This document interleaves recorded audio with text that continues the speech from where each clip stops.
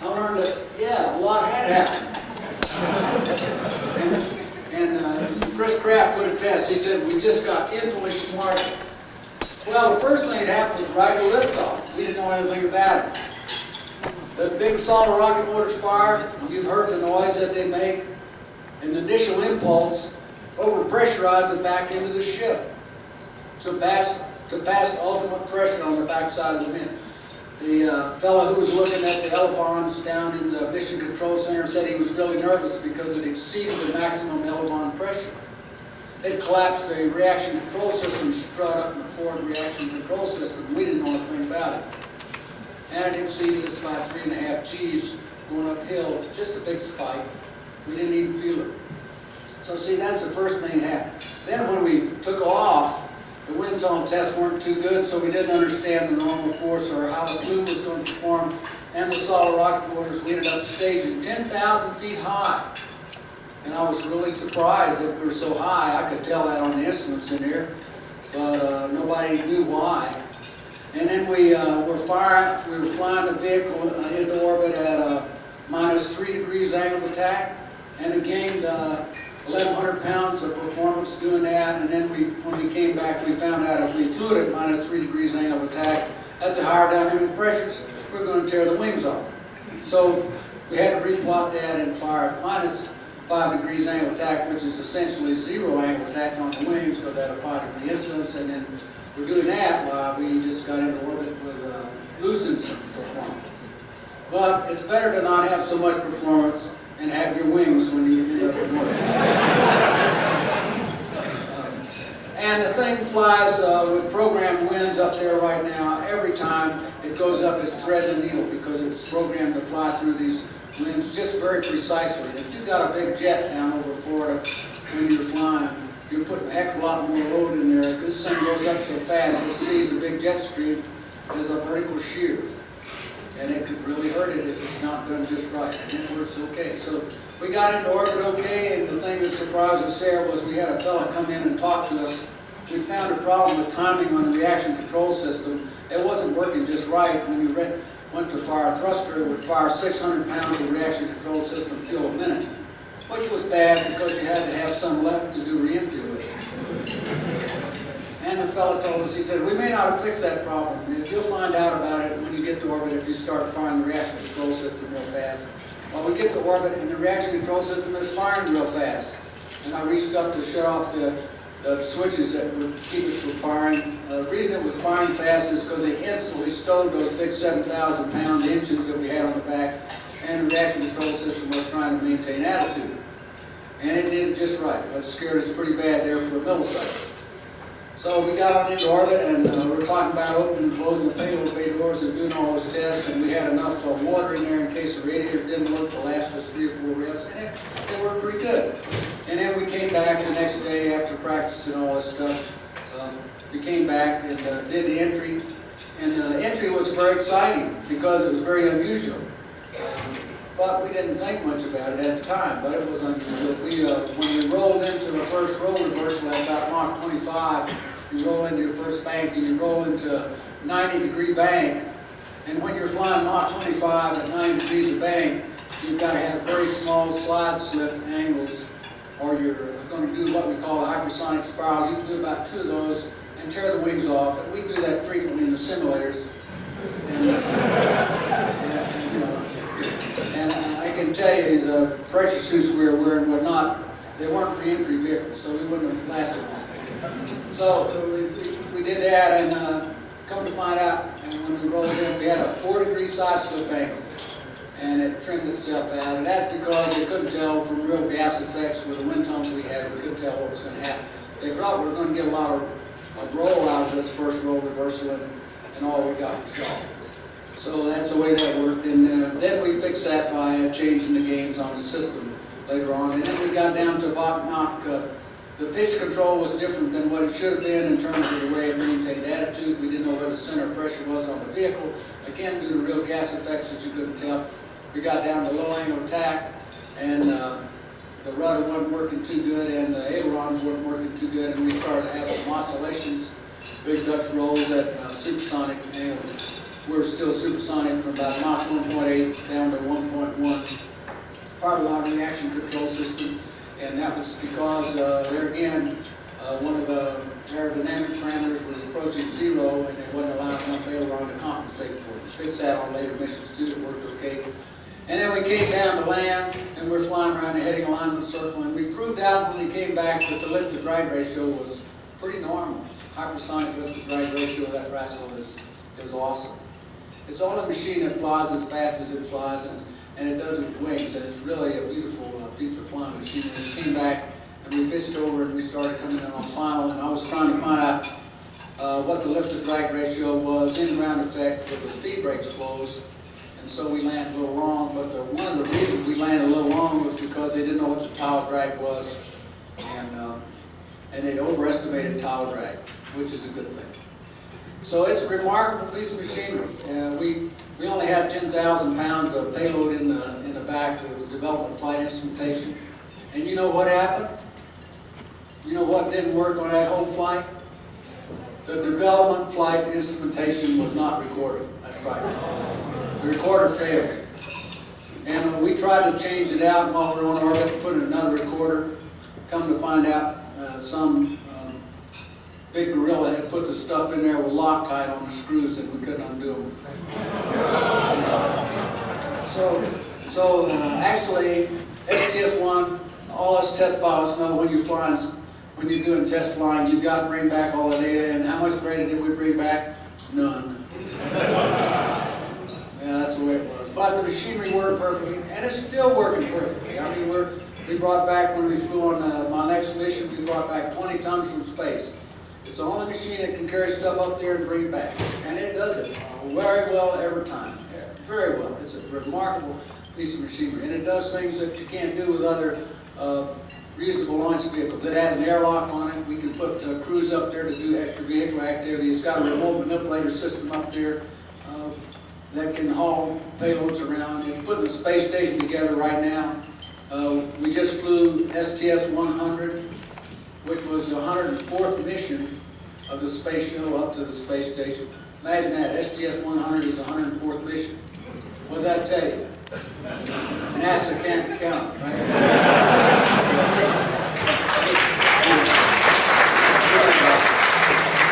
And this next one is 104, STS-104 is going to be the 105th mission, and they're going to carry up the airlock to put it on the space station. And the space station remote manipulator system has got to do that. And we're having some incredible problems with the space station right now, and they mostly involve software. And believe it or not, in all the previous space programs I've ever been in, we've had problems from the get-go with software. You have to go back in and reiterate it 2 or 3 times to make it user-friendly. And we haven't done that the first time for this good old space station, so I think we have a ways to go. But once people figure out how to make the stuff work for you instead of you working for it, well, it'll be fun. It'll be fun. Of course, that's the way space exploration is.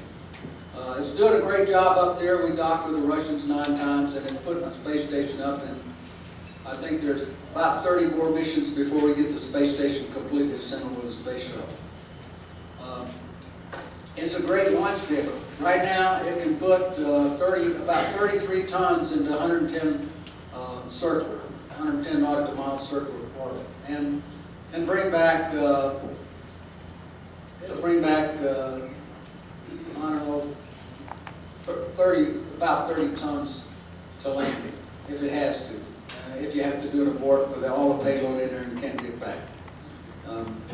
We just slipped that next mission about 6 days because they found out it got some tiles wet and grind them out with the infrared system to measure how wet they are and then dry them out. Back in the old days, we never thought about drying out the tiles. We just launched with them wet, and then you get on orbit, turn them toward the sun and dry them out.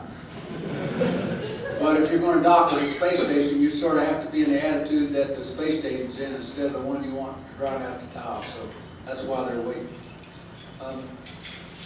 You know, our job at NASA is to make progress. It really is. And I enjoyed hearing about the lunar geology here earlier.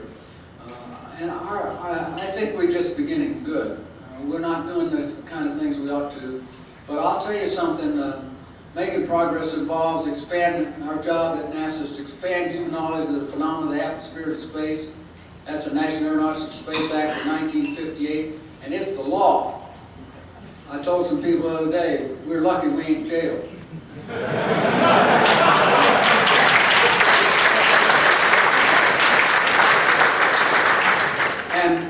And also they said, we didn't have enough to do, so Congress threw in Of the Earth in 1984. So we expand human knowledge of the phenomena of the atmosphere and space and of the Earth. See, and so we got it all. But I think back when Congress passed that law in 1958, they thought space went from about here to the airport.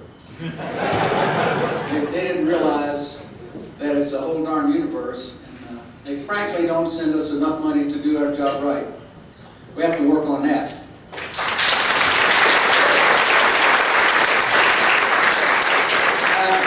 What have we learned from things like payloads that fly on the space shuttle? Well, we put the Magellan up there and it mapped Venus, and for quite a while we knew the surface of Venus better than we knew the surface of the Earth. And to count the ocean, we still do. Space Radar Lab mapped the surface of or 80% of the surface of the Earth the other day, a while back, November 99, when it was, and that's going to be remarkable. It'll allow, we'll end up with maps in airplanes where people won't run into mountains because they'll know where they're going and what the terrain is like, so they won't have to run into them. The other thing that we've carried up is a Galileo probe that's been out there circling Venus and doing a great job. Circling Jupiter, and seeing all those satellites. And what have we learned from looking at places like the Moon, Venus, and the satellites, Galileo, and in the solar system too, and the Voyager probes? We've learned that the Earth is and the other planets evolved in very interesting ways. Like, it's sort of common for all these places out there to have some pretty big impacts, right? And if you've flown around the backside of the moon like my friend Jack and I've got to fly, you can look at the backside of the moon and there's some really bright red craters up there. And that means they're brand new craters, and some of them pretty good size. Matter of fact, they were a paper that Gene Shoemaker and his friends put out before he died, said the cratering rate in the Earth-Moon system had doubled over the last 300 million years. I don't know what that means, but it doesn't sound too good.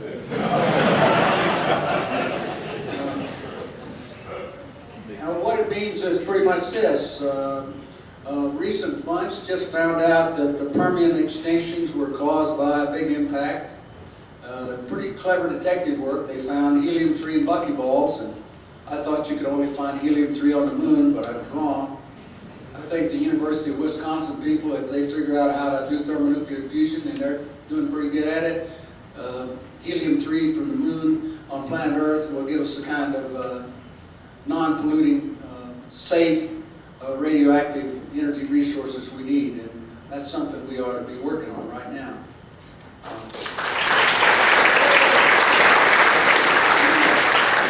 If you want to make progress in having reliable, non-polluting energy, the moon, I think, is a good place to start. Of course, I think going back to the moon, we'll learn a heck of a lot anyway.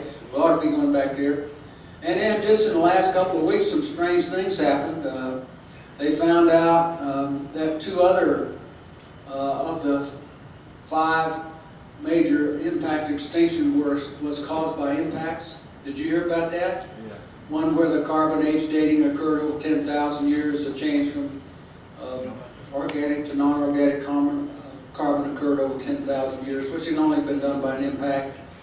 And there's another place where what they found was that 4 of the 5 major extinctions on planet Earth were caused by impact events. So, now, what does that tell us? What does that tell us? It tells us what you might suspect. Single planet species, sooner or later, don't make it. You know, if those dinosaurs had been able to explore space, they'd still be out leading the pack. You know they would. They'd probably be hauling us around like this. I would like to get a dinosaur pet. I don't think so. But what I'm telling you is single planet species don't make it. You may say, well, so what about that? Well, right now at NASA, we're back burner working on the 9 super technologies that will enable human beings to live and work on other places in this solar system. Absolutely the key to our future. Because sooner or later, single planet species don't make it. But if those species, and that's I'm talking about us, and we just discovered that there's a newly threatened, severely threatened and probably endangered species. We just discovered it. Turns out it's us. So is the human race going to sit around and get taken out? I don't think so. I think when we learn how to live and work on other places in the solar system, we have the technologies we need to do all the things you can do to keep the species surviving. And I think we ought to be at it fast and furious. And one of the things we need is reliable and uninterruptible power. The guys over at Sandy and LaSalle, they can give us, for working on the moon inside of a garbage can, they can give us 300 kilowatts. And you need 3 or 4 or 5 of those packages up there for the moon base. We've been working on a lightweight, high-performance pressure suit. The one that Jack and I wore on the moon, well, I weighed about 360 pounds wearing that suit. And if you haul that baby around for 7 or 8 hours, you get very tired because you're starting to stop in a lot of mass. Well, a lightweight pressure suit that we're going to work on with a backpack weigh 100 pounds. We just had $1 million put into new materials over at NASA, and by gosh, because of the budget crunch, they took that money away from us. If you're going to live and work on places like the moon, you need to be able to do it in inflatable structures. We have the Transhab we're building there at the Johnson Space Center. It's a big inflatable structure. It's the first of its kind. But it's the beginning. You're going to need hundreds of acres of inflatable structures. And they cut the money out for that, too. And we have a bioplex here in Houston we're working on, the Johnson Space Center. A bioplex was where we're going to grow 12 different kinds of crops, furnish 90% of the food that the people eat that will be up there operating in space, and recycle food, water, and waste. You know, we're looking for brave men and women to participate in these tests to crank that stuff. But anyway, we should be doing that. And what the heck, they had to wait for the bioplex on May 9th because they cut the money out for that, because of the budget. See, I don't think the government understands what it's not doing here. The long-term benefits of the human exploration of space, I think it'd be the greatest achievement of this species, and I'm sure it's going to occur in this century. We'll learn to live and work on places like the moon and Mars. It'll be great. But Jack and I have been to the moon. The gravity field on the moon is delightful. I mean, when you jump flat-footed off the floor up to this chair right here, that's wonderful. And also, you can learn to live and work in a vacuum up there. They told me the other day you couldn't have any refrigerators on the moon. I said, why not? Just put something in the shade. It'll get below freezing real quick. You know, they hadn't thought about that. It makes you nervous, doesn't it? I think the greatest achievement of the human race is going to occur in this century when we learn to live and work on other places in the solar system. And from what I know about impacts, sooner or later we're going to get taken out by them. And the problem is right now is we don't know when that sooner or later is. It could be tomorrow, it could be 10,000 years from now, it could be 100,000 years from now. But I sincerely hope that the human race will have a sense to go out and explore space and learn to live and work on these other places, because I think the long-term benefit will be the preservation of our species. And I sincerely believe that exploration, and the purpose of exploration is to ensure the long-term benefit of our species. And I'm really speaking about my grandbabies. If you take a look at the probabilities of impacts or supervolcanoes on planet Earth, the chances are 1 in 667, and that's the mean chances, that in the next 50 years we'll take a hit from an asteroid that's either a kilometer or larger in diameter, or have a supervolcano, which won't be fun either. I don't even want to go into how bad supervolcanoes are. But anyway, that's pretty high risk for taking out the species, you know, or setting civilization back 10,000 years. So I sincerely believe that making progress in the exploration of space is a key to our future in this world. And human exploration of space is what it's all about as far as I'm concerned. And I say, let's get on with it, because we may not have a lot of time. Thanks for listening.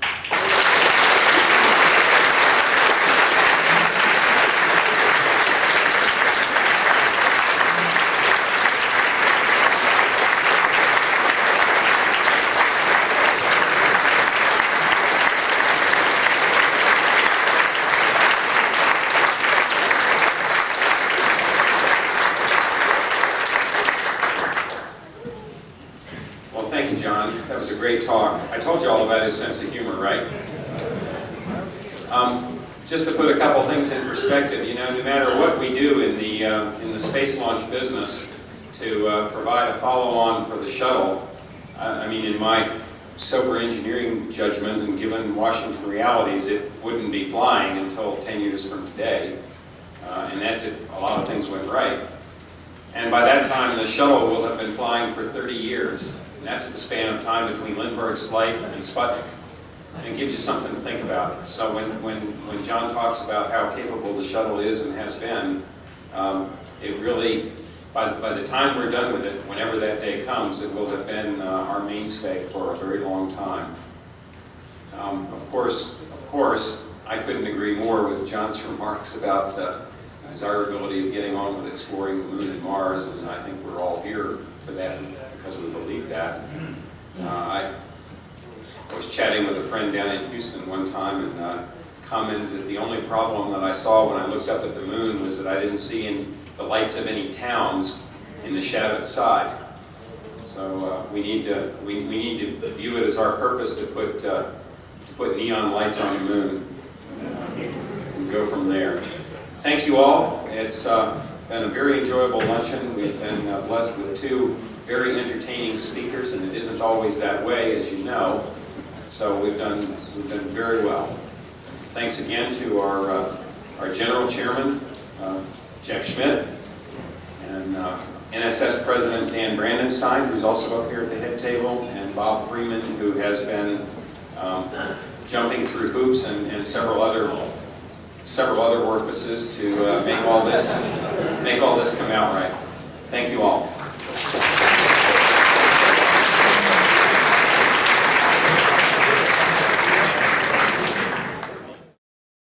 Progression of Human Spaceflight Banquet, the first evening banquet of International Space Development Conference 2001. My name is George Leuenberger, and if any of you have ever gone to the website for this event, you've already met me, kind of. I did the website, so if there's any mistakes there, blame it on me, no one else. Also, if you notice on the back of your blue brochure, which is the very back, V.F. Goodrich is tonight's sponsor. Since I work for V.F. Goodrich, I have the privilege of standing up here and speaking for a few minutes. And also, since I work there, and there are other V.F. Goodrich witnesses here, my boss said that I better say something good about V.F. Goodrich, or else. So, as you can see on the side here, I want to open up with a little bit of space trivia. Back in 1959, V.F. Goodrich was one of the pioneers and the first creators of the pressurized man-fly spacesuit. And I don't know if you can see the text there. I can't see it either. But it's to V.F. Goodrich from John Glenn. And it says something about, I still remember the old fitting days back in Akron, Ohio. And I believe that's about 1959, that photograph. And V.F. Goodrich company was based out of Akron, Ohio at the time. So, ever since then, V.F. Goodrich has been moving more and more into space, aerospace type of work. About 12 years ago, they sold the tire business to Michelin. Who knew that? Hardly anybody ever even knows that. Okay, which leads me to my next point. Also on the very back of your thing, at the very bottom, excuse me, you'll see the very new logo for Goodrich Aerospace. On June 1st of this year, we're going to lose the BF, which stood for Benjamin Franklin. Dr. Benjamin Franklin Goodrich was a surgeon, and he started the company in 1870. One of America's oldest companies, a 130-year-old company, is going to change its name in just a few days. The new name will be Goodrich Aerospace, and we hope that'll last for another 130 years. Let's see, real quickly here. V.F. Goodrich bought the little division that I work at here in Albuquerque about 4 years ago, and it's been a good road ever since. Before that, we were Gulton Data Systems. Gulton Data Systems has been in Albuquerque for about 40 years. A lot of people in this room have some experience with Gulton Data Systems. On the very back of the brochure, it talks a little bit about what we've done. But the division here, Gulton, which is now V.F. Goodrich Aerospace, Spaceflight Systems, has built a lot of hardware that is in space right now. We have hardware on the space shuttle, on the solid rocket boosters. We have hardware on TDRS, GPS, TOM satellite, AXAF. We also have a lot of equipment on the International Space Station. Let's see, what else here? The Delta Navis rockets, we do all the telemetry downlink for the data acquisition system on those rockets as they're traveling up. Sea launch, and those are all the ones I know about. There's one on the moon, that's right. There's a story about that. I don't know if I want to get into that, but maybe ask me about that later. There is BF Greenwich Harbor on the moon also. Let's see. That's about it. That's about all I know about BF Greenwich. I wanted to share with you tonight. But thank you very much for coming to the banquet, and it's a pleasure and honor for me to get up here and represent BF Greenwich. Thank you for coming to the International Space Development Conference. And at this time, I'd like to introduce Harrison Jack Schmitt.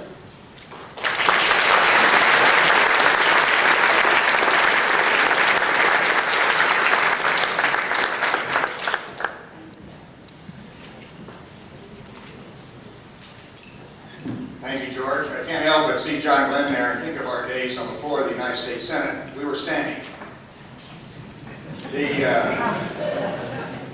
I used to get in these debates with John in the days of the MX missile and Midget Man missile. John was an advocate of the Midget Man, and I accused him once on the floor of the Senate in a debate that he really didn't understand large rockets. I don't think he appreciated that.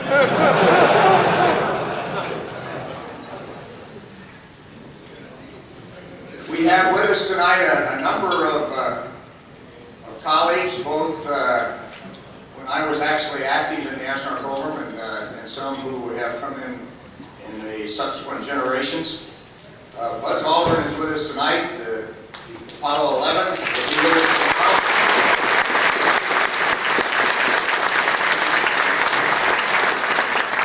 Buzz is going to have an extraordinarily interesting speech tomorrow at lunch, and I encourage all of you to be there.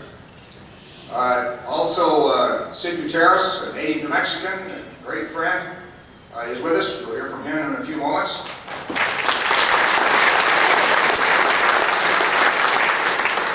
Andy Thomas, who is still extraordinarily active in the shuttle and space station program, and you'll hear from him as well.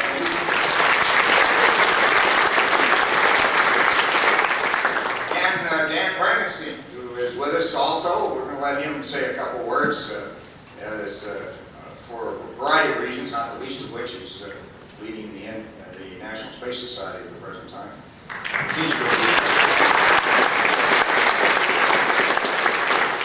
But more on him a little bit later. I would like to take just a moment, though, to note that yesterday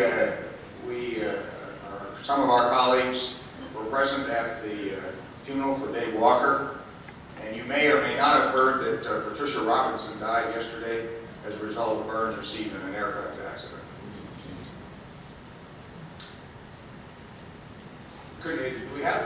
First of all, we want to acknowledge tonight the 40th anniversary, which Buzz reminds me expires at midnight tonight, of John Kennedy's formal challenge to a generation of young Americans.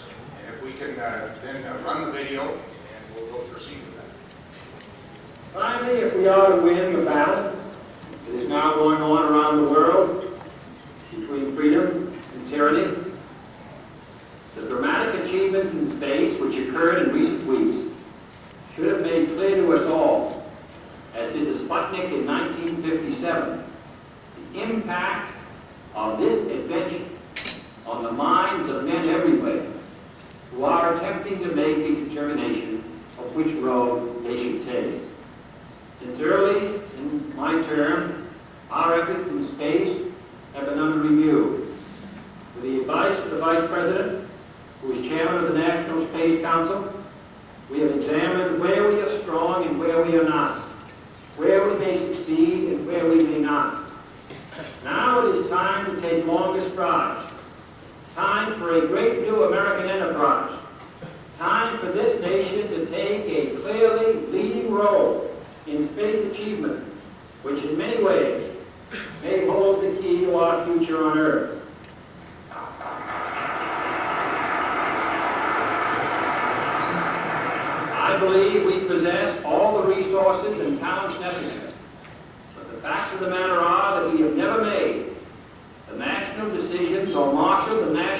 resources required for such leadership. We have never specified long-range goals on an urgent time schedule or managed our resources and our time so as to ensure their fulfillment. Recognizing the head start obtained by the Soviets with their large rocket engines, which gives them many months of lead time, and recognizing the likelihood that they will exploit this lead for some time to come in still more impressive successes, we nevertheless are required to make new efforts on our own. For while we cannot guarantee that we shall one day be first, we can guarantee that any failure to make this effort will make us last.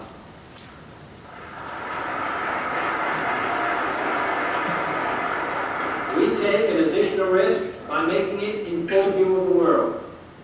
But as shown by the feat of astronaut Shepard, this very risk enhances our stature when we are successful. But this is not merely a race. Space is open to us now, and our eagerness to share its meaning is not governed by the efforts of others.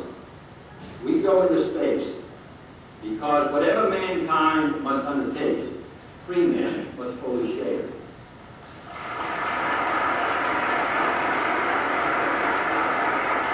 I therefore ask the Congress, above and beyond the increases I have earlier requested in space activities, to provide the funds which are needed to meet the following national goals. First, I believe that this nation should commit itself to achieving the goal before this decade is out of landing a man on the moon and returning him safely to the Earth. No single space project in this period will be more impressive to mankind or more important for the long-range exploration of space, and none will be so difficult or expensive to accomplish. We propose to accelerate the development of the appropriate lunar spacecraft. We propose to develop alternate liquid and solid fuel boosters, much larger than any now being developed, until certain which is superior. We propose additional funds for other engine development and for unmanned exploration, explorations which are particularly important for one purpose which this nation will never overlook: the survival of the man who first makes this daring flight. But in a very real sense, it will not be one man going to the moon. We make this judgment affirmatively. It will be an entire nation, for all of us must work to put him there. Secondly, an additional $23 million, together with $7 million already available, will accelerate development of the roller nuclear rocket. This gives promise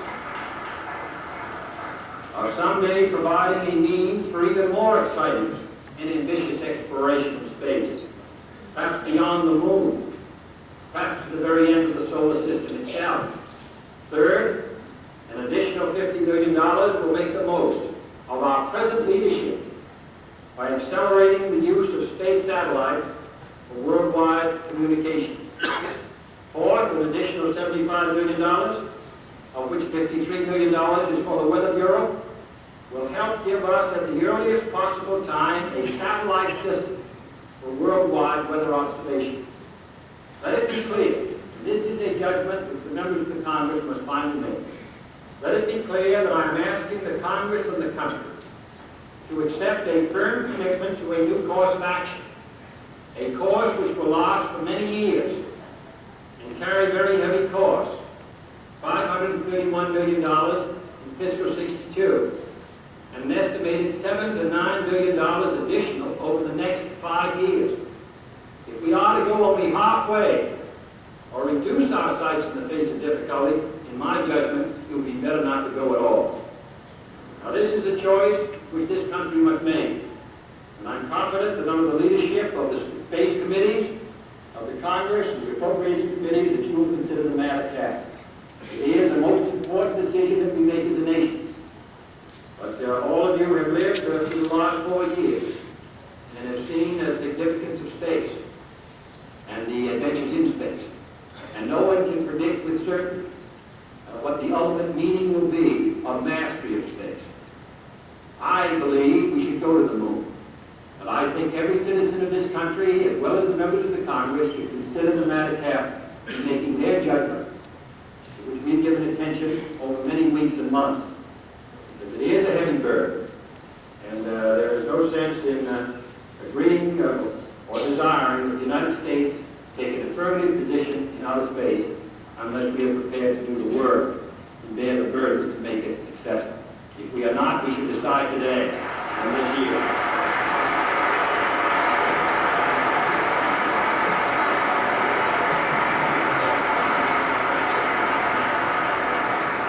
This decision demands a major national commitment of scientific and technical manpower, material and facilities, and the possibility of their diversion from other important activities where they're already thinly and spread. It means a degree of dedication, organization, and discipline, which have not always characterized our research and development efforts. It means we cannot afford undue work stoppages, inflating costs of material or talent, wasteful interagency rivalries, or a high turnover of key personnel. New objectives and new money cannot solve these problems. They could, in fact, aggravate them further unless every scientist, every engineer, every serviceman, every technician, contractor, and civil servant gives his personal pledge that this nation will move forward with the full speed of freedom in the exciting adventure of space.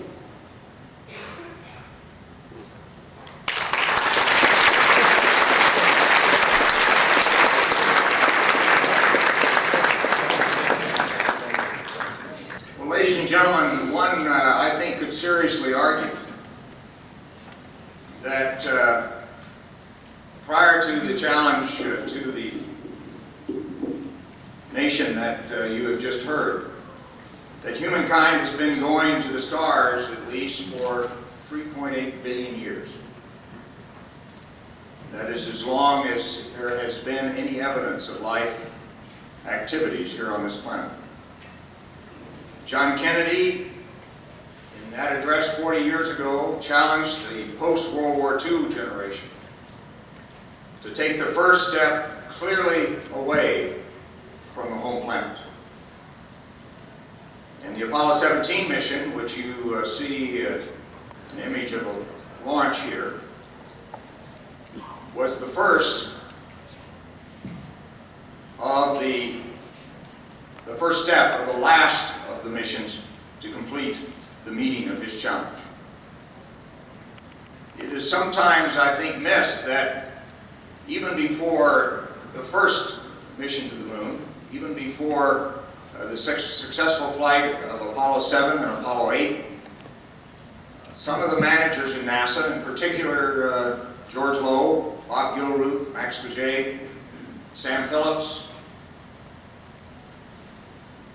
believed that they were going to be successful, and that in that success they would have the capability to do a great deal more than just meet the challenge presented by President Kennedy. Indeed, they began to lay the groundwork and allow others to lay even more groundwork to conduct the scientific exploration of the moon.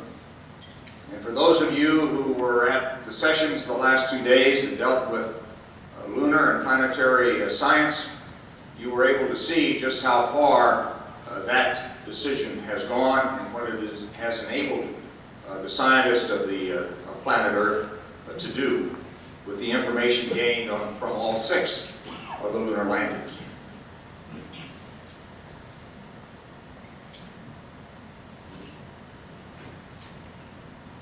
Are we getting this on? No. Go the other way. Let's try again. There we go. Does that look like the planet Earth? That was what we were demonstrated with Apollo, that we were willing to leave. And with Apollo, we found that we could leave it permanently if that is indeed humankind's decision. The landings on the moon symbolized, in many respects, that willingness to leave the Earth, to begin the habitation of other planets, to utilize their resources, not only for the benefit of the settlers of those planets, but also for the benefit of those of us who will remain here. And in fact, some of those resources may be important enough that it allows us to remain here and to prosper.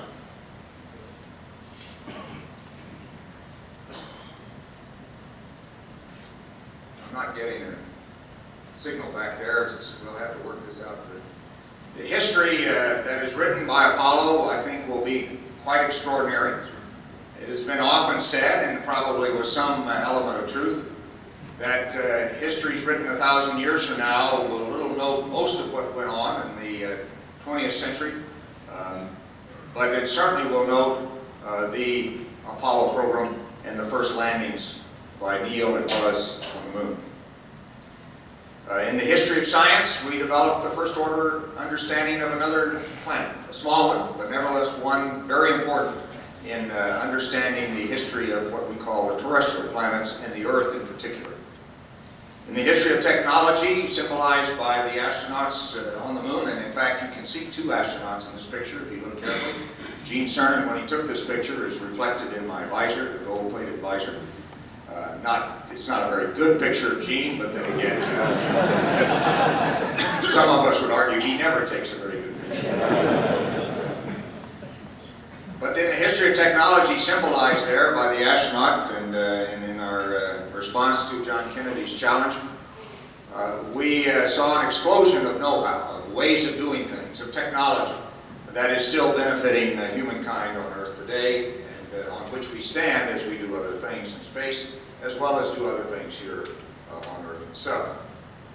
In the history of nations, the flag of the United States symbolizes not just what a generation of young men and women did, young men and women mostly in their 20s, by the way, and we should remember that, in response to John Kennedy's challenge, but also what free men and women did, as he pointed out so well in his address 40 years ago.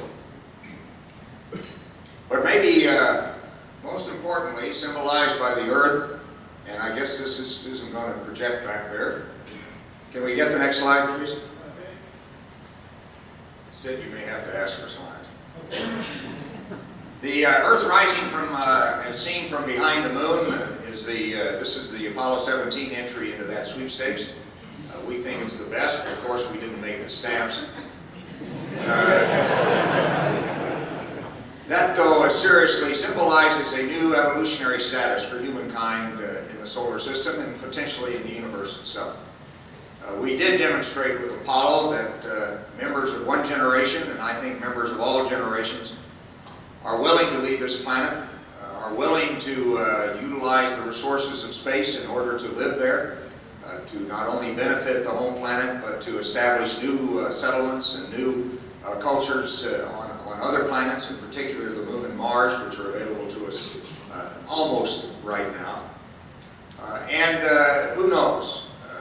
I think, and actually during one of my Senate campaigns, had fun with the L5 Society and giving a talk where I imagined that it was 100 years in the future and that the first interstellar mission was on its way. I personally believe that within 100 years we're going to see those kinds of ideas, if not actual missions, begin. It is going to be a very interesting time to see how that is done, what physics needs to be understood in order to make it happen, and what engineering, of course, has to be done to do it successfully. But we are in that period of time, in the first 3.8 billion years of life's existence on this planet, where finally life, and in particular the human species, is beginning to look outward more than was ever imagined by our ancestors and even by generations still among us. With that, I welcome to the podium Sid Gutierrez, who is part of the following generation that has taken us into Earth orbit, who has increasingly made us comfortable with being there. Sid is a manager now at Sandia Labs, a native, as I said, of Albuquerque, New Mexico, was selected by NASA in 1984. Gee, that seems like a long time ago. Not as far ago as 1965, though. Flew on STS-40 as pilot and commander on STS-59. Sid?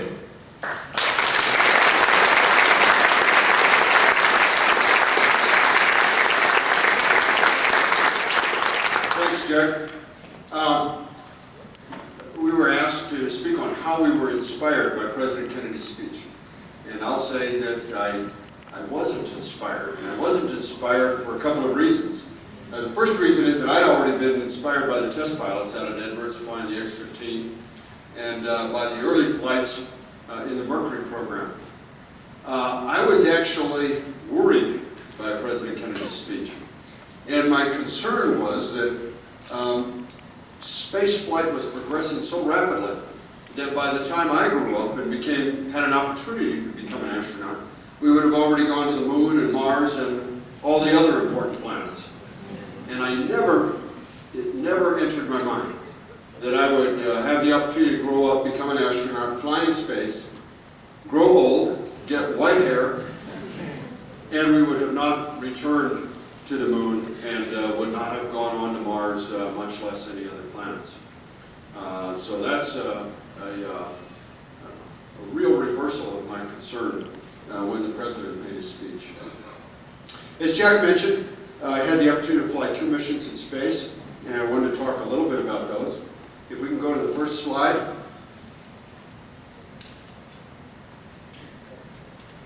Yeah. I think rather than deal with this, I'll just call for slides so somebody can flip them there. Great. There. Okay. Well, I borrowed a slide from the Apollo program. Okay, that'll work better for you.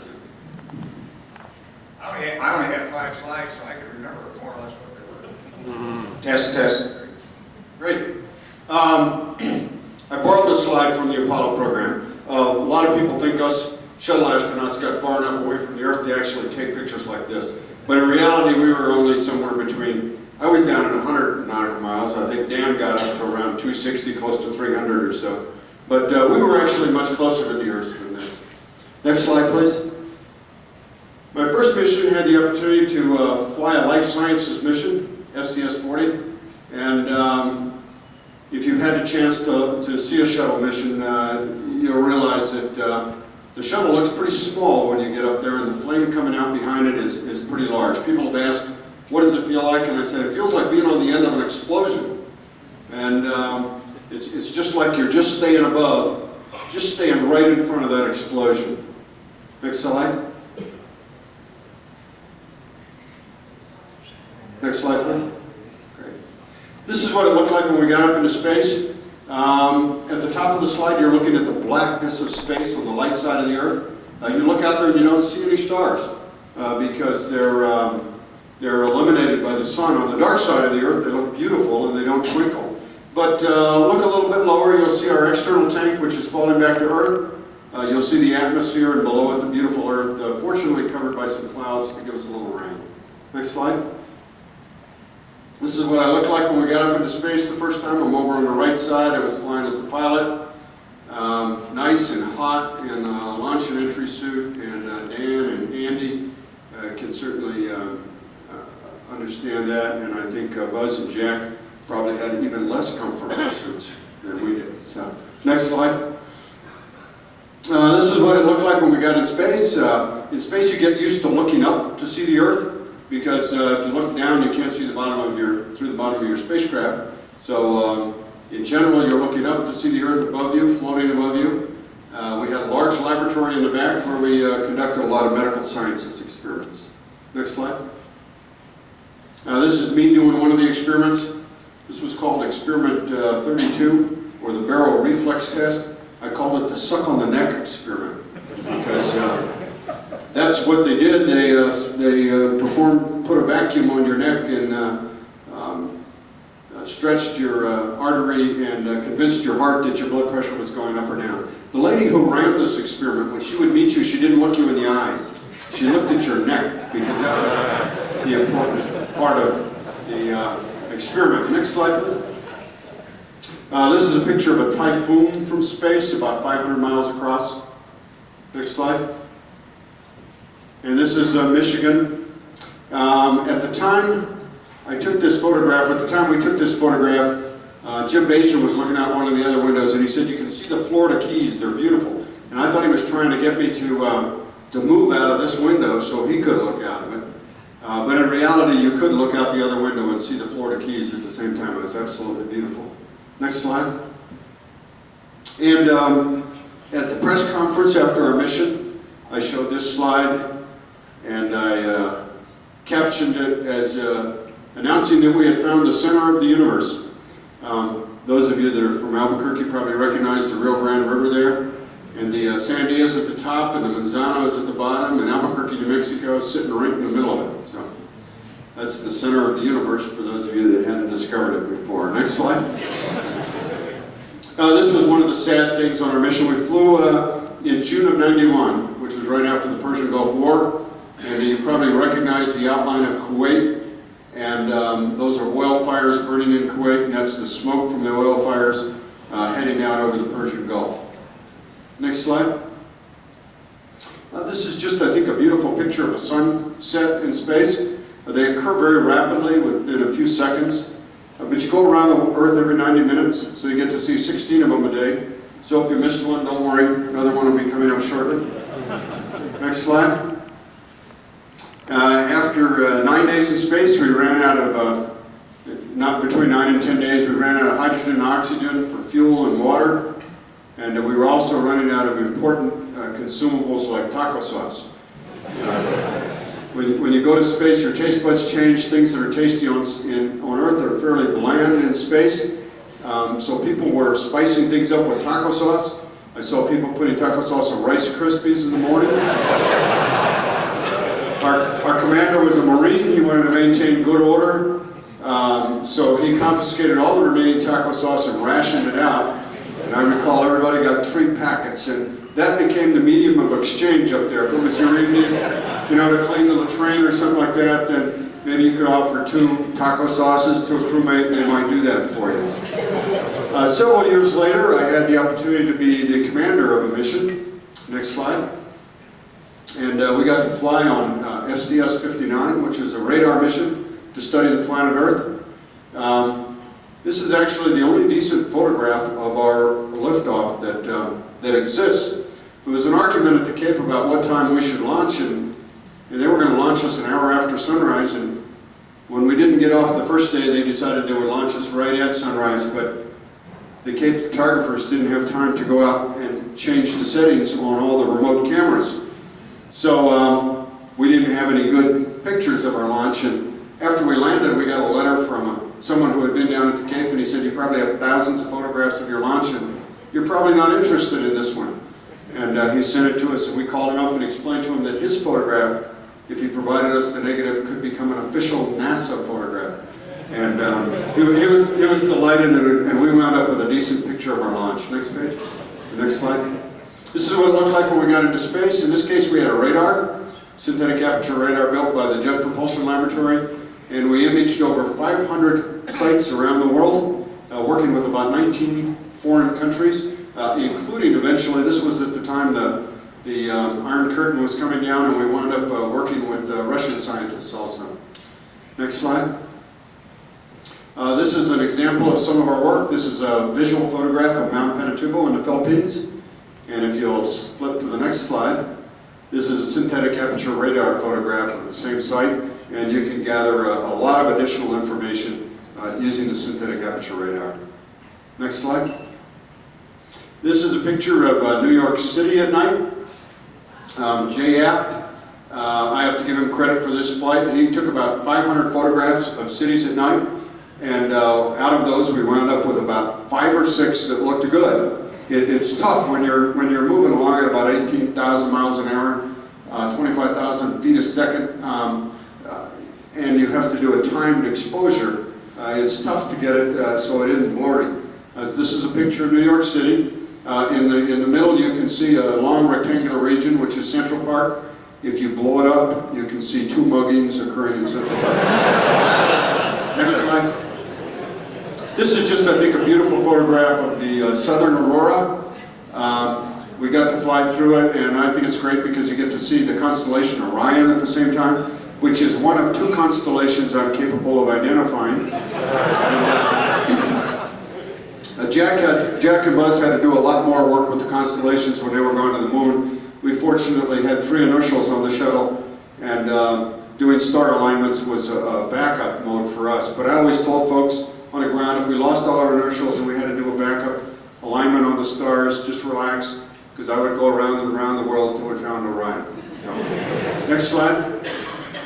And this is another picture going through the aurora. And it was just absolutely beautiful. It felt like we were traveling through a living thing. The aurora is moving around as you're flying through it. On this particular mission, we were down between 100 and 110 nautical miles. So we were down close to in the atmosphere. Next slide. This is just a little picture of our accommodations in space. And my pilot, Kevin, there, you see he's not faking it. He's already going to sleep. I think you should note that the commander up there sort of has a halo about his head, you know. Next slide.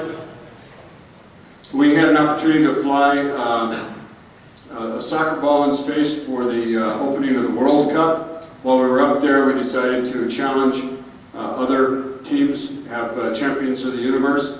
We were concerned about the teams from Jupiter, but nobody showed up, so you're looking at champions of the universe right there. Next slide. And I'll conclude it with just a picture of my family. We certainly, when you're flying in space, you always think about the people back on Earth. And in final conclusion, you probably realize that my biggest, I'm not going to try to predict where manned spaceflight or human spaceflight is going to go in the future, but I am going to try to hope where it will go. And I certainly hope and we'll be working to try to move it forward at a faster rate, more progressive rate than it's been going the last 30 years or so.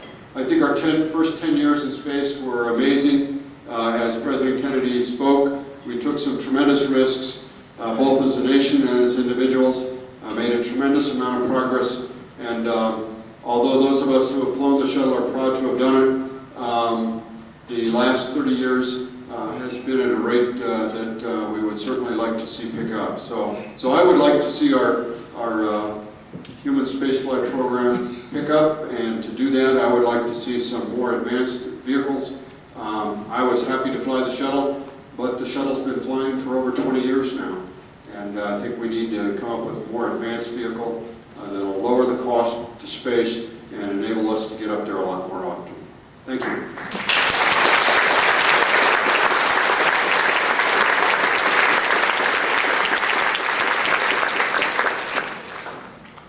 Thank you, Sid. You see, I trained Lynn David very well. He can get the lights up at the right time. Maybe we'll get them down for Andy's talk. Our next speaker this evening is Andrew Thomas. Andy from Adelaide, South Australia. I can tell you some stories sometime about my experiences in Adelaide. Great city. Lots of great wines. They also drink Fosters down there. And a lot of it. He was a payload commander for STS-77. He spent 130 days aboard the Mir spacecraft. Anyone's read Dragonfly will know what that probably was like. And he just returned from his third space flight, which was STS-102, and spent a great deal of time helping us put the space station together. Andy, I believe you have a video, right, that you're going to narrate?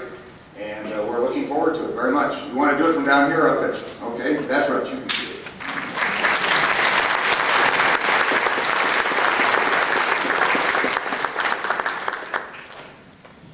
Good evening, distinguished guests, ladies and gentlemen. I am, as Senator Schmitt said, going to narrate a video shortly about my flight last March on STS-102, a flight to contribute to the assembly of the International Space Station.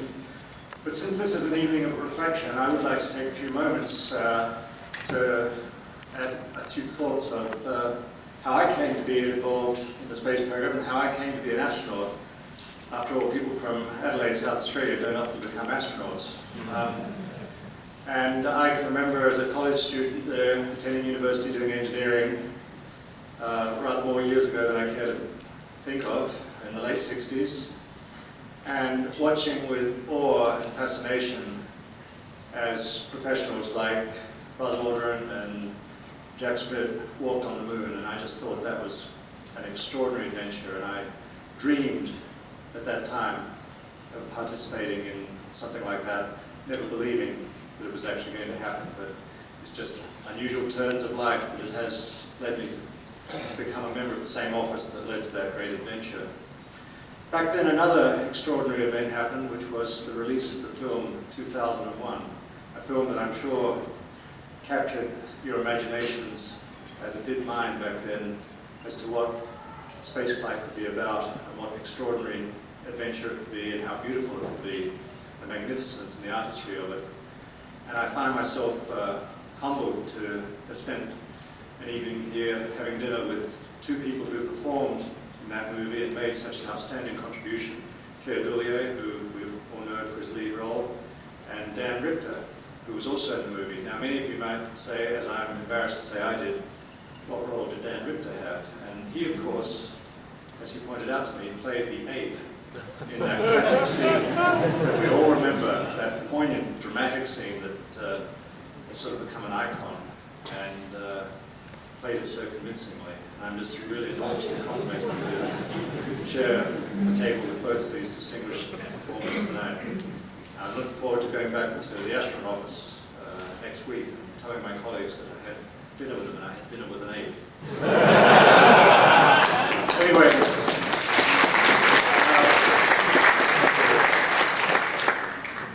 that movie, of course, 2001: A Space Odyssey, was an extraordinary adventure. It depicted what could have been and what technologically is feasible, and showed the story of a spacecraft called Discovery. The beginning of the movie was set in 2001, and it was about a spacecraft called Discovery going out to Jupiter. Little did I know, as I watched that movie 30 or more years ago, that I would end up in 2001 flying a spacecraft called Discovery. We didn't go to Jupiter, but we did fly into space. And it's that adventure that I'm going to talk to you about tonight. It was the adventure I had at my third space flight last March, where we launched to the International Space Station, carrying the first relief crew to change out the first expedition crew that were there with the second expedition crew, as well as install some components on the space station, perform some EVAs, install a module on the space station from which goods and logistical supplies could be transferred.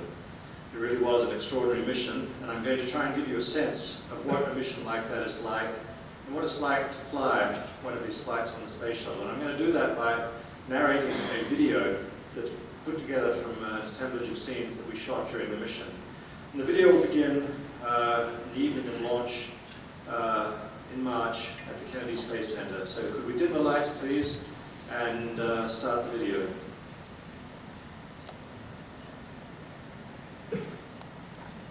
Proudly brought to you by my sponsor here.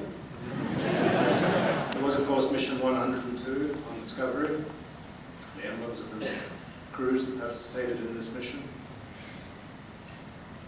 And here is Discovery on the launch pad on that evening of the launch, going through the countdown while we were in crew quarters preparing for the flight, having a meal together. You see us there. The three on the right in the green shirts are Expedition 2, who are currently still in space, flying their mission. Commander Jim Weatherby, suiting up. Pilot Colonel Jim Kelly of the Air Force. Myself.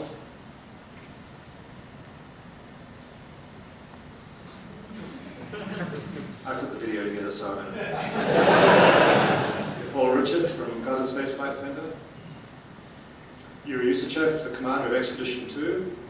Jim Voss, flight engineer on Expedition 2, and Susan Helms, second flight engineer of Expedition 2. We walked out to the pad and strapped into the shuttle.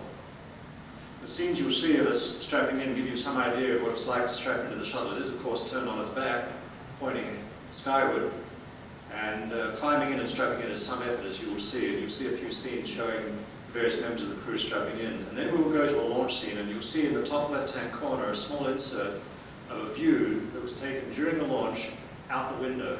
So it'll show you what you see out the window during the launch of the shuttle. You strap in and you wait about 3 hours through this very dramatic event leading up to this extraordinary event, really, which is a shuttle launch. Here you see the technicians strapping the crews in. 10,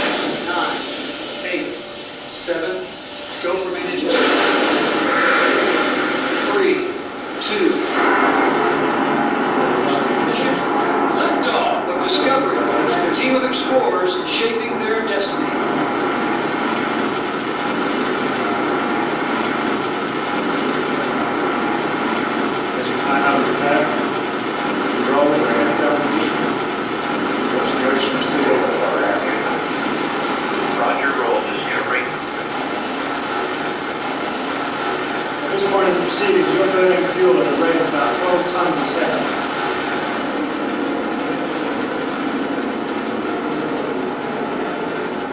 Discovery, go ahead, throttle up. As we go supersonic, you can see shock waves forming around the vehicle, refracting the light. Burning fuel at that rate, of course, you soon deplete the fuel in the solid rocket boosters, and separation motors fire to eject the empty casings. And you see a big flash out the window as the solid rocket boosters separate. And at that point, you just ride the main engines, and you go from blue ocean to darkness. And as you get up to about 12 times the speed of sound, you roll to a heads-up position. You see the Earth roll away under you and the blackness of space above you. You also see, as you're going hypersonic flight through the upper atmosphere, bursts of plasma coming off the top of the vehicle, as you can see here. Then you reach main engine cutoff. You feel a big clunk. You look out the window a few moments later, and the external tank is separating from you, and it coasts down into the atmosphere and burns up. At that point, you configure for operations of the spacecraft. You open the payload bay doors, as you can see in this view, taken actually from the space station, and prepare for the docking with the space station. The space station appeared at first as a very small point of light way off in the distance, which grew larger and larger as we approached. We performed a series of burns from the flight deck to rendezvous with the space station. You see the commander, Jim Weatherby, there, making estimates of distance and firing the jets. And this is the view through the docking adapter as the two craft grew close together. Here you see the docking module on the space station as we're approaching it. This will actually be the hatchway that we will transfer through once we're docked. Two vehicles come together at a relative speed of a few inches a second. They make contact. Hooks automatically engage and latch the two vehicles together. At that point, then, screws are engaged, draw the two vehicles down tightly together, and create a seal between them. Here you see us congratulating ourselves on completing the rendezvous. Once you've checked the integrity of the seal between the two vehicles, you are then able to open the hatches and go aboard the space station. Here you see us floating onto the space station, the laboratory module of the space station for the first time, being welcomed by the Expedition 1 crew who had been up there for something like 4 months.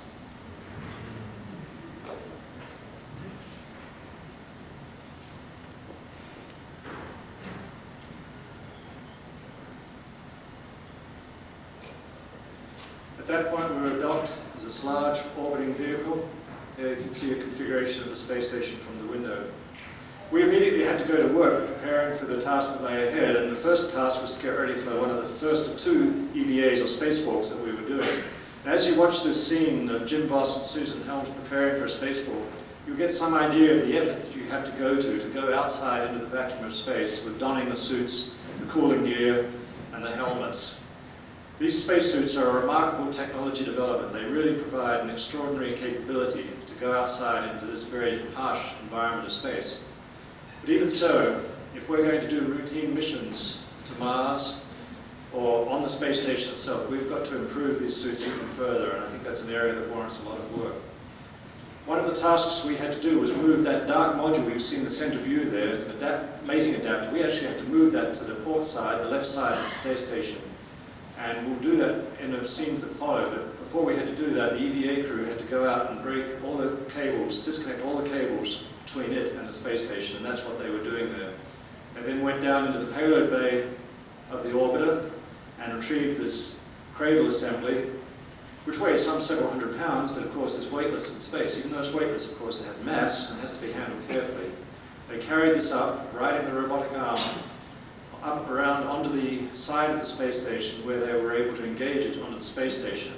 It will later actually be used as a point at which truss segments will be attached to the space station flights coming up later this year. So it's a very important and critical part of the station.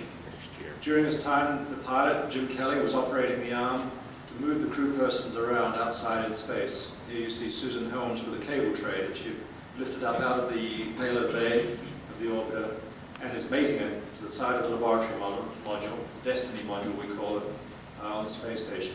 At that point I took control of the robotic arm on the flight deck and drove the arm up to that mating adapter that I talked about earlier, where I had to grapple the mating adapter with a grapple fixture that was on the side of it. You can see the arm coming in here, mating to that fixture. Then it was released automatically from the side of the station, bolts were undone automatically, and I moved it slowly around to the left-hand side, or the port side, of the space station, where we remated it onto the side of the space station for future flights. We needed to do this because that port that it had been on, we were going to use to make a large logistics module to it. We needed to vacate the port. To do that, I used a lot of computer-driven created queues that Paul Richards here established for me so that I could align it, because I couldn't see it. I had no visual cues, and I had to do it in the blind using these computer-generated cues so that I could get good alignment. Once I'd done that, it was bolted to the side of the space station again automatically, and then I was able to release the arm and ungrapple it and return the arm back to the payload bay, because we needed now to use the arm to get that module you see in the center of the payload bay lifted up onto the side of the space station. Now this module is called a multi-purpose pressurized logistics module. It weighs, it's built by the Italian Space Agency, and it weighs just about 22,000 pounds.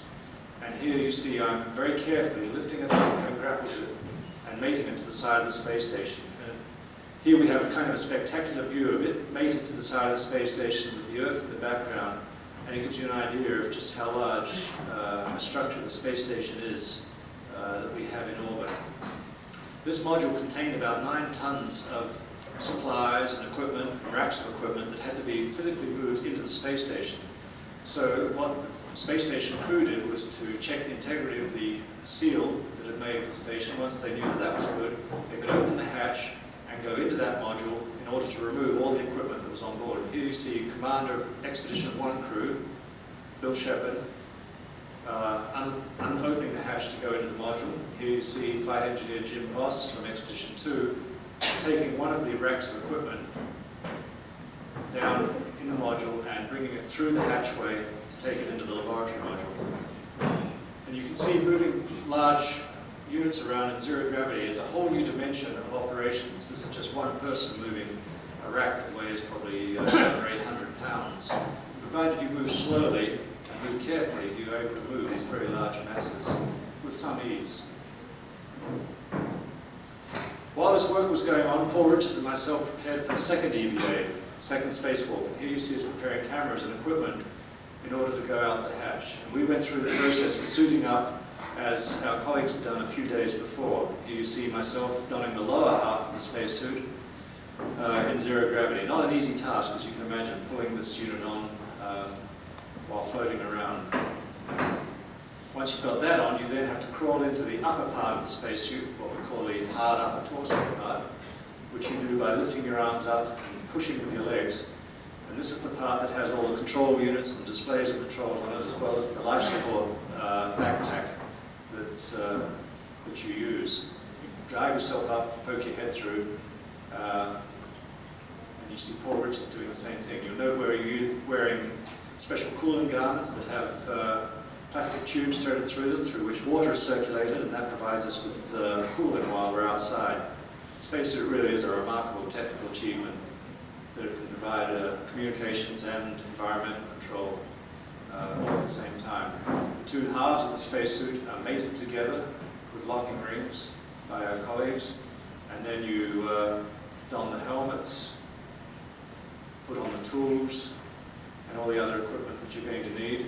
Then you stay in the suit for about an hour before you go out while you pre-breathe to purge your body of all the nitrogen that you're going to use. Then you're able to depressurize in the airlock and open the hatch. And you are weightless, of course, but you do have several hundred pounds of mass on you, and you're in a pressurized suit that's very stiff to move because it is pressurized. So the tasks that you have to do are really quite demanding and quite fatiguing. And here you see us going about preparing to do our spacewalk. The arm is down there, and what I'm going to do is actually tether to the arm and use the arm to move me around. The first task we had to do was to remove a cable tray that was in a pallet in the payload bay. And here you see we're using a power drive tool to undo the bolt to release it. This weighs a couple of 100 pounds. And once it's released, you see Paul Richards will pass it through to me. I'm in the background there, hanging basically upside down in this view. And I received the tray from him. Once I had it, I then commanded the arm, operated the arm to lift me up out of the payload bay, carrying this cable tray to take up to the side of the space station. We'd trained these tasks extensively at Houston prior to this. To do that, we do them in a large tank that's full of water, and we use spacesuits. We're underwater, they're like diving suits at that point, and that provides us a very high fidelity way of simulating the effect of weightlessness. Of course, when you're doing things upside down, you are in fact upside down in the pool, so it's quite tough training. You don't have that problem in space, there is no up and down. Here you see I'm sliding that cable tray onto a trunnion pin on the side of the station. Once we'd done that, the arm then took me back down into the payload bay, and you can see here someone up in the window of the lab watching the proceedings outside. And at that point, I had to release some bolts. There was a pump assembly that's needed as a backup to the thermal control system of the space station, and held on by bolts. I was given the task of removing the bolts, lifting the pump assembly up. You see me lifting it there. It weighs about 400 pounds. So it had a lot of mass, and to be handled very carefully. And I commanded the arm operator to bring me up again out of the payload bay and take me up to the side of the space station where I could install this unit on the tray that we had just previously installed in the earlier scenes. You can imagine it was really a spectacular moment to be hanging out there in space on the end of this 60-foot arm, watching the world go by.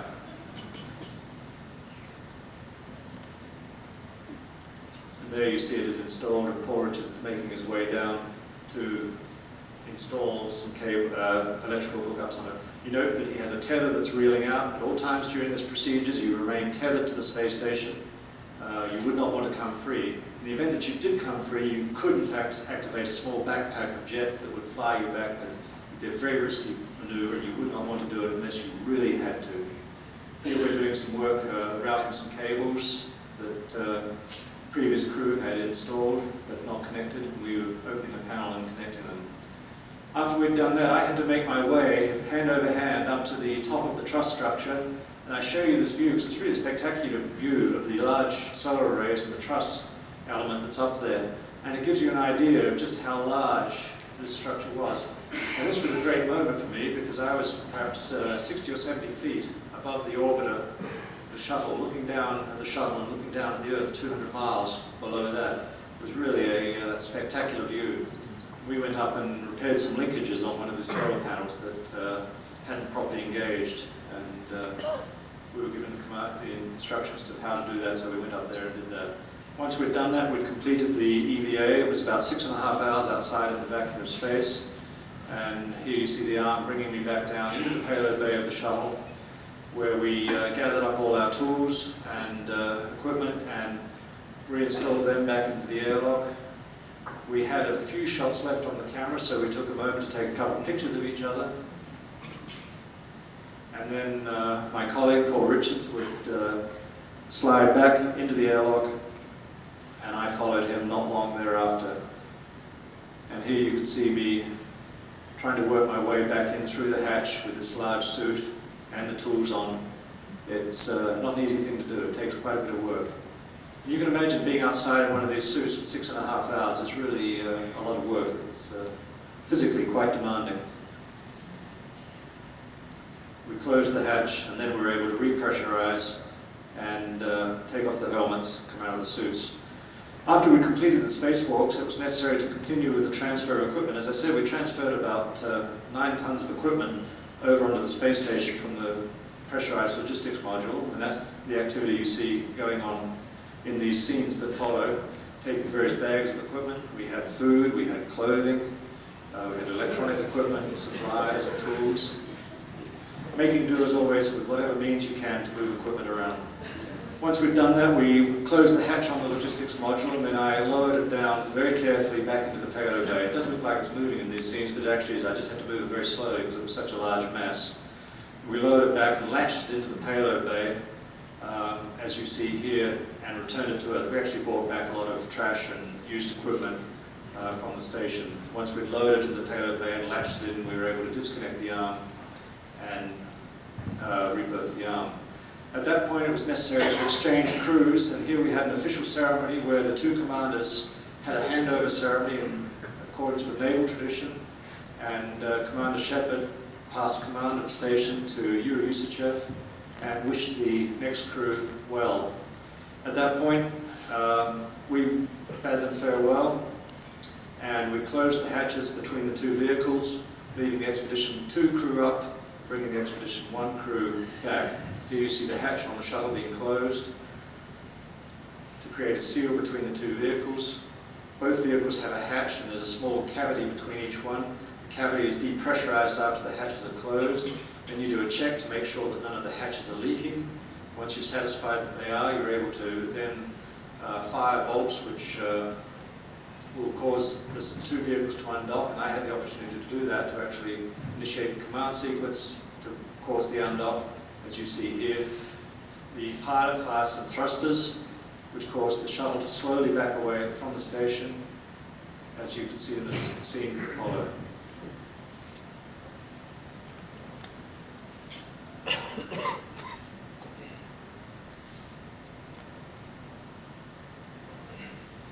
We then did a fly around the station at about 400-foot range, taking views, photographs to photo document the outside surface of the station. And once we completed that, we then fired thrusters to take us further away from the station. We could watch the station slowly go off into the distance, and finally it went over the horizon, and we didn't see it again. We had 1 day remaining on orbit. We used that for exercise, and we played around a little bit in zero gravity, because it really is a pretty unique environment to be in. Don't try this at home. But then it was necessary to come home, and so we had to don the suits that we'd worn during launch to come in for entry. And here you see the commander struggling to get into one. In space, of course, your spine does extend a little bit. You get a little bit taller. And in zero gravity as well, where you don't have gravity to push you, it's kind of hard to get into it. You have to flail around, but you can do it. And you zip up the suits, then we climb into the seats, don the parachutes, don the helmets. The commander fires some thrusters which slow the velocity down, bringing the vehicle down into the atmosphere. It enters the atmosphere at a speed of about Mach 25. The whole external surface of the vehicle glows red hot. These are infrared scenes that are coming in for its landing. And it's about a 4,000-mile glide down to the Kennedy Space Center. As you approach the runway, you pull the nose up to slow it down and to slow the sink rate. The pilot deploys the landing gear, and you come in for a gliding landing on the runway. We completed at this time about 200 orbits of the Earth. 12 days later, and if you unwrap the distance we'd traveled, it was about 5.6 million miles. As we coast down the runway, we deploy a parachute to slow us down, and at that point we reach wheel stop. The crew transfer vehicle comes on, and we unsuit and are able to leave the space shuttle and return back to crew quarters where we were left 12 days previously. And that concludes the video. We bring the lights up. It really was an extraordinary mission.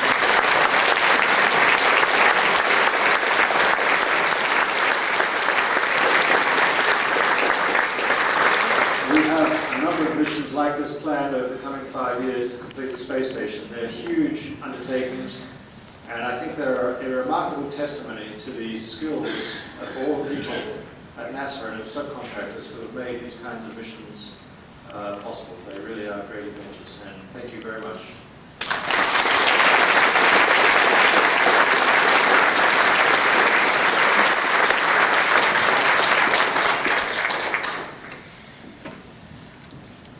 I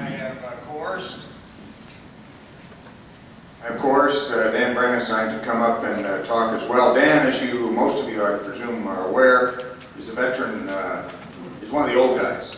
Class of 78, a veteran of 4 shuttle flights, 3 of which he was commander. He's now at the Lockheed Martin company in Houston. Previously, as many of you I hope know, was very active with Kistler. I kidded him a little bit about Kistler finally getting some government money, but he seems to be happy at Lockheed right now. Dan, would you give us a few comments and from a perspective of an old head?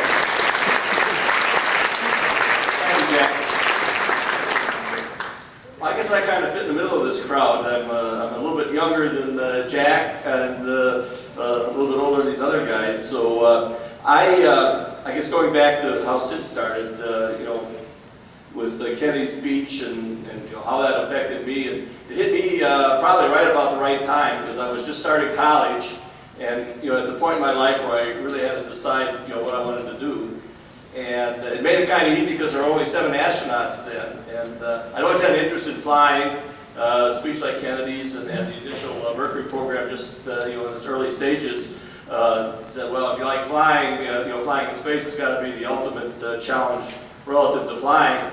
So all those kind of came together and said, well, that's probably what I'd like to do. So with only 7 astronauts at that time, it was easy. You looked at their bios. You know, they were all military test pilots. They all had college degrees in either engineering or science.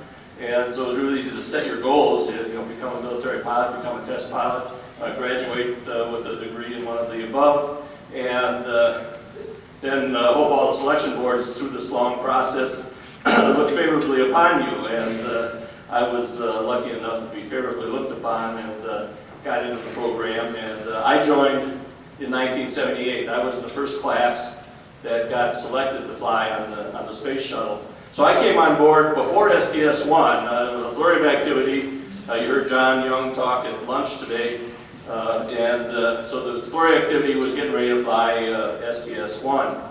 It obviously didn't fly exactly when it was supposed to because the space shuttle did have several technologies that were kind of pushing the envelope. The main engines and the tile being 2 of the key ones. And those were the things that they were being sure were going to work right before they launched the mission.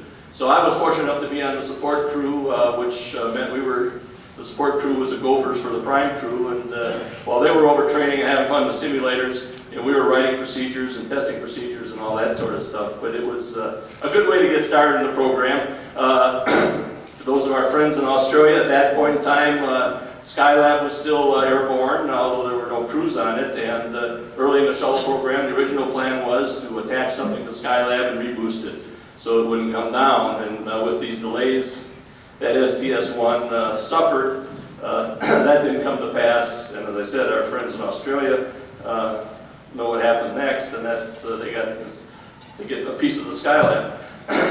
But I don't have any films or anything because I was kind of recruited at the last minute. So what I thought I'd do is just hit a couple of things, little stories about flying in space. You saw from Sid's presentation what it's like, you know, the launch and all that. But on my first flight was STS-8, which was the first night launch and the first night landing on the space shuttle. So one of the really neat things, we got to develop the lighting system so you could land that beast at night. And that's a real long story. I won't go into that, but it was an interesting evolution, and actually it worked out quite well, and we were able to land at night. We've landed quite a number of missions since then at night. But the first night launch, and it was really neat that Andy had that little picture up on the side, the window out the view, because that fits into the story pretty well. So we were launching, first night launch of the space shuttle, STS-8, launched practically in the middle of a thunderstorm. We were almost out to the pad where the last manager gets off the crew van, and they hadn't decided they were going to let us go out to the pad yet or not because it was raining cats and dogs and it was lightning flashing. So, you know, NASA made one of these, probably the dumbest decision they ever made. They said, well, we can't decide, let the crew decide if they want to go out to the pad. I don't know what crew ever said, well, we aren't going to go. So we said, you know, press on, and we went out there. And believe it or not, we got launched at only 17 minutes late. But shortly after liftoff, Dale Gardner was the mission specialist. Dick Truly was the commander. I was the pilot. He was in the left seat. I was in the right seat. And Dale Gardner was sitting behind us. So his view, as he looked back over his head, was that view you saw in the corner there. Out the overhead was the equivalent of the skylight. And shortly after liftoff, I hear Dale say, "Damn, how the engines look?" Well, part of my responsibility, I kept the instruments, and main engines were pretty much my responsibility, so I checked out all the instruments, and I had to watch them anyhow. I thought it looked pretty good, you know. About 30 seconds later, Dale says, "Damn, how the engines look?" I said, "Engines look fine, you know." So this happened about 4 times, you know, during ascent. Well, we were kind of busy in that, so it was after we got in orbit, and, you know, we were eating supper that night, got all the work done. We had a little time. I said, "Dale, what was going on?" We asked him those questions for. Well, as you remember, I told you one of the things they were struggling with and testing a lot prior to SDS-1 were the main engines, because they were really new engines with really super high performance. And if you saw the engines in the test stand, they'd be burning it. The flame would be a real steady flame pattern. And then every once in a while, you'd see the flame pattern flutter, and the engine would blow up. And so what Dale was seeing, he was looking out this back window, and from that perspective, the flame from the engine was fluttering. So he put a fluttering flame coming out of the engine, and those pictures of the tests and the engine blowing up together, and had a certain amount of concern about is the engine really working all right. So that was kind of the SDS-1. We flew, the mission went well, and we landed at night, and that all worked good and everything like that. Then on one of my later missions, STS-32, that was, to that point in time, was the longest mission. We ended up there 12 days. And at that point in time, they were looking at extending the shuttle and putting some more cryogenics in the payload bay so it could stay up for 2 weeks and maybe as long as 4 weeks. They were looking at making an extended duration orbiter so it could stay up longer. And so we were doing a lot of medical tests. Now, I mean, these guys will tell you that, astronauts are, nerves of steel and nothing flutters them and all that, and that's our story, though I usually stick to it. But there are a few exceptions. And on STS-32, I was on the treadmill doing my exercise, because that was part of the experiments we were doing. I was running like crazy, and I had this heart monitor on, and the fire alarm went off. And I guarantee you that story, when I told you about everybody being steely-eyed and steady nerves, I got documented evidence of a heart rate that peaked significantly when the fire alarm went off.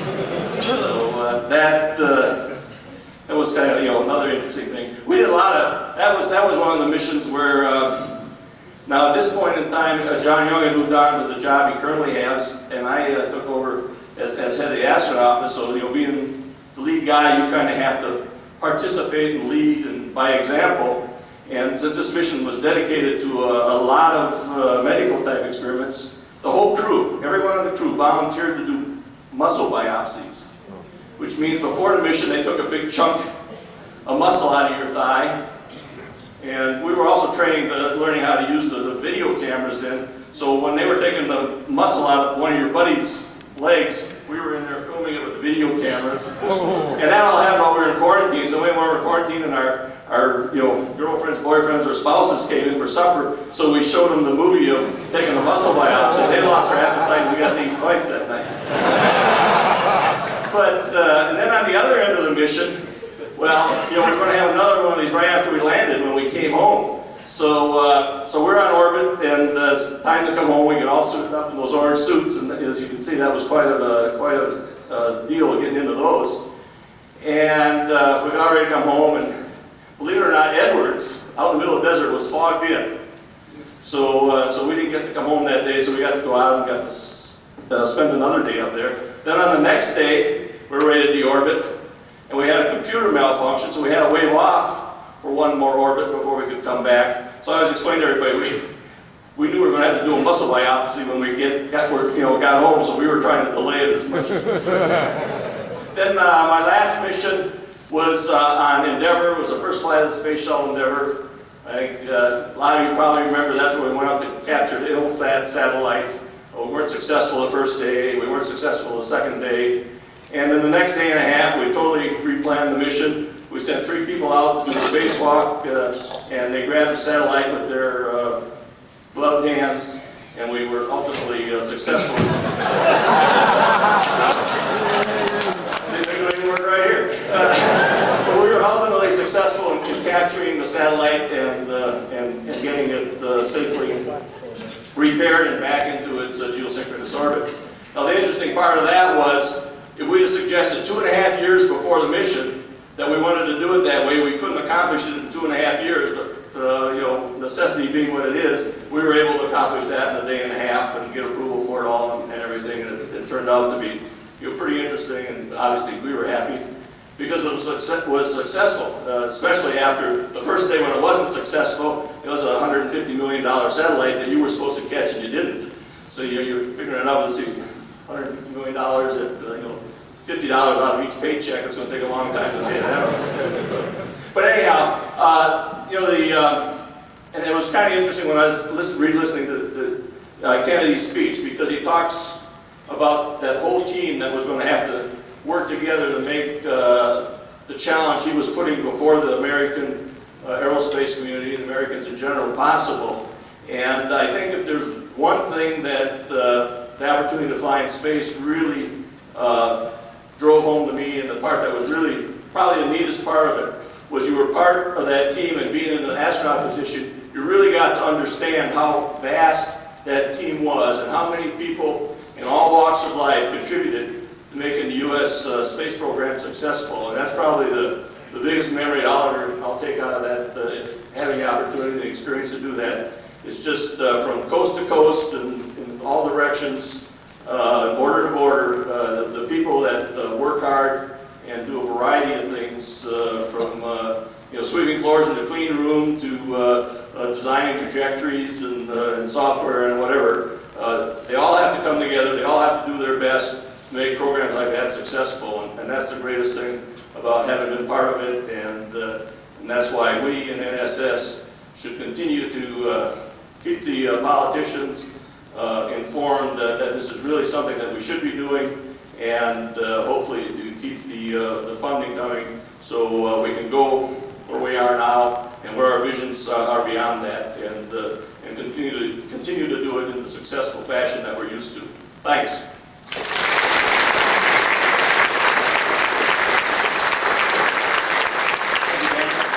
And now you get to ask some questions. We've got enough time for about 15 minutes worth of questions. Buzz, you have a question? Oh, Buzz wants me to draw attention to an op-ed piece that he wrote for the Wall Street Journal today. You want to read it? Can we do it tomorrow at lunch? Yeah, why don't we do it tomorrow at lunch? Are there any questions? Let's do it. Yes. Whenever the shuttle is connected to the space station, they boost the orbit of the space station a little bit. Is that because of a little bit of atmosphere slowing the space station down? Yes, there's no clear cutoff between the Earth's atmosphere and space. It just starts reducing. There's a little bit less atmosphere as you go further out. So up at the altitude the space station is, there's very little atmosphere, but there's still a few molecules that you're bumping into up there. So you gradually slow down. As an example, on my last mission, we went into orbit at about 111 nautical miles, and just through decay, within 11 days, we had decayed down to 100 nautical miles. So we lost about 11 nautical miles in orbit during that time period. Yes. I wonder how often you see decompression sickness in the EVAs. Is the 100% oxygen always effective in eliminating symptoms such as mild joint discomfort or not during the EVAs? Dan or Andy? Yeah, the suit is, if I understand the question, it was decompression sickness when you do an EVA because your reduced pressure and nitrogen come out of the bloodstream. The suit has to run at reduced pressure so that it's flexible. And if you ran it at 1 atmosphere, which would be too stiff, you wouldn't be able to move the arms, you wouldn't be able to clench the fist or grasp the tool or anything. So they reduced the pressure down to 4.3 psi. At that pressure, you need essentially pure oxygen to have the right partial pressure of oxygen for lung function to work. So you have to get the nitrogen out. Otherwise, you will have decompression sickness. And that's why we hung on the wall in the airlock for an hour, breathing pure oxygen before we went out, to purge all the nitrogen out. And that's been effective. There has not been an incident of decompression sickness during an EVA, at least that I'm aware of. I don't think there has been in the Russian history either.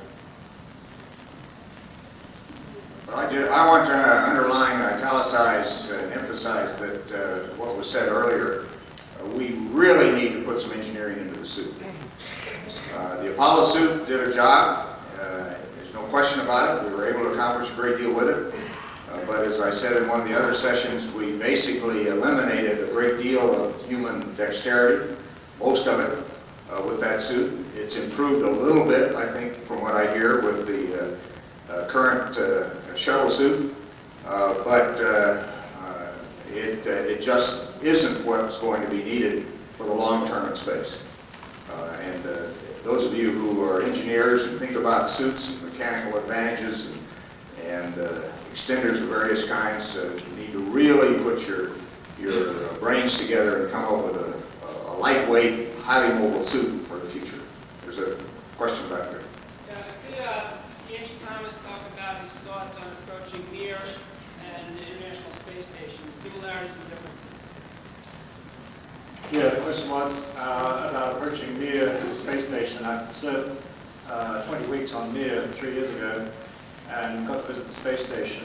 And the question I'm often asked is, what is the difference, as I believe you're asking? When I went onto the ISS the first time, you know, it has a Russian segment and a US segment.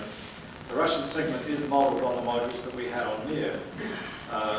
They're launched by the same rocket, they have the same geometry, they have the same control systems. If you're inside, they look the same. In fact, the service module of the space station was originally intended to be part of Mir.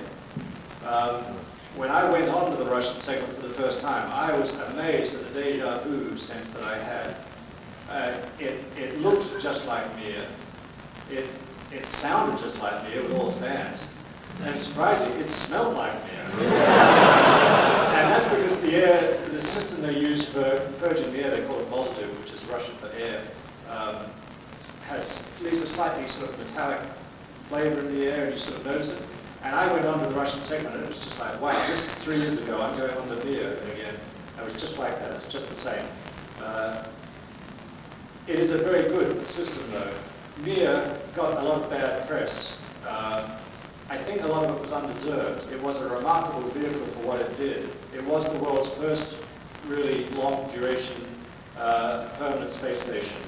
A remarkable technical door in the back, which you open, and it has all the life support equipment in it, and you climb into this suit. It's got a helmet and everything integrated in together, and you thread your arms in. It's quite fun to do, I can tell you. And then close the door behind you and pump it up to pressure. So it's a single-piece suit. That's one difference. Another difference is that it runs at slightly higher pressure. They run at 5 psi, which makes it stiffer. So it's harder to work in for that point of view than our suit. Our suit, the normal relaxed position of the glove is fingers open. You have to clench a fist and work to close the fist. In the Russian suit, the normal position is fingers closed, and you have to work to open it. So those are the kinds of differences that you notice. I think I prefer ours, actually, in terms of closing this. But it's a very good system the Russians have nonetheless. Way in the back. Would any of you like to comment on the current situation regarding the crew return vehicle?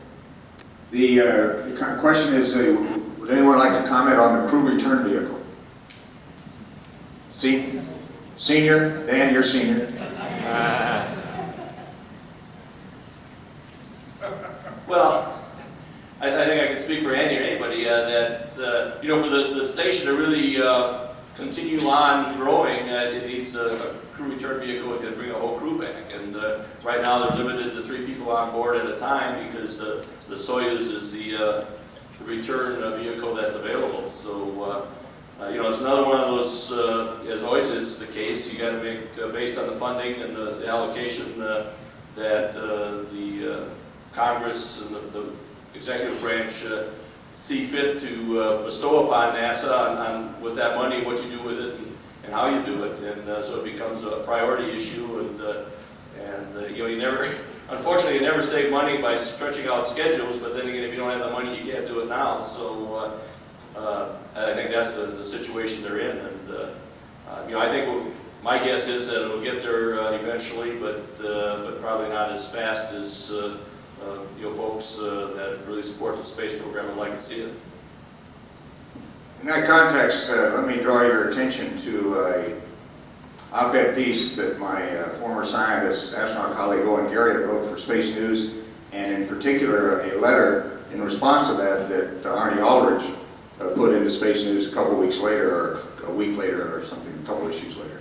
I think there are some answers to a number of the issues related to the recent budget overruns in those articles. We'll see how the new administration responds to it. Did I see another question? Yes? Oh, yes. What does STS stand for? What does STS stand for? Let's see, I think I know that one. Space Transportation System. Okay? And we haven't gotten away from it. Yes, sir. Any comment on space tourism? Any comment on space tourism, gentlemen? You're going to hear a lot about that tomorrow at lunch, if I'm not mistaken. So why don't we save that discussion for that time? Yes? Several years ago, I asked Dr. Aldrin what his thoughts were on the surface of the moon, whether he had any special thoughts looking up at the Earth. And he said, if I recall correctly, he was so busy with the mission plan, he really didn't have time. I'm wondering if you had the same experience since you had more time on the surface, if you could compare and contrast. Some of you may recall that while we were preparing for our first EVA on Apollo 17, and Gene Cernan was already on the surface, he made a comment that, Jack, when you get out here, you've got to take a moment and look at the Earth. And I, in a typical fashion, I'm afraid, said, Gene, you've seen one Earth, you've seen them all. And most people think that I was really being flippant. But in fact, I had spent the last 3 days observing the weather patterns on the Earth, had a great time. Gene and Ron weren't feeling quite as good as I was, apparently. And so there's a transcript, at least this thick, of Schmitt's observations of the Earth, forecasting weather and things like that. So I had literally been watching the Earth for 3 days. Gene apparently had just discovered it. But I do, I tell you, my experience was that, and in this sense very much like Buzz, you are totally focused on the job at hand, the checklists, making sure that you can get as much done as possible. And in particular in our mission, we had some spare time built in. But I as a geologist, and Gene as my, in a sense, my assistant geologist, we were really focused on using that spare time to gather observations, to take advantage of opportunities that the geology was presenting us. The orange soil is one of the best examples where we were a little late getting to the station. The discovery came, and we had 30 minutes of walk-back time, which is far too conservative, but we live by the rules. You set the rules up before you go, and you live by them. And we had 30 minutes of what was called walk-back time, our excess time, in which we could work that. And our training kicked in, organized the sampling of that locality. We went right into it. It was one time when we had to leave the so-called back room that Bill Leuenberger talked about the other day. And by the time that 30 minutes was up, it was probably the most productive 30-minute period in lunar exploration, except for that time when Neil Armstrong was off camera gathering samples, and he came back with an extraordinary suite of samples from the Apollo 11 site in about 10 minutes or something like that he spent it. But during all of that, no matter what you're doing, you're aware of your surroundings. And it's after the mission, or after you're back in the command console, at least for me, that you begin to reflect and think about the things that you recorded somewhere else in your qualitative supercomputer, and then can absorb. And one of the ways that helps you do that is to have opportunities like this and many others in the past to go through the pictures, to think about them again, and to really recall on a frequent basis what it was like on the moon. Unfortunately, I don't think any of us are very good at telling you what it's like to be in space. Nobody is ever satisfied, at least with my explanations. The second most asked question after the first being what was it like in space, the second most asked question that I get is, but what was it really like? So you're not successful.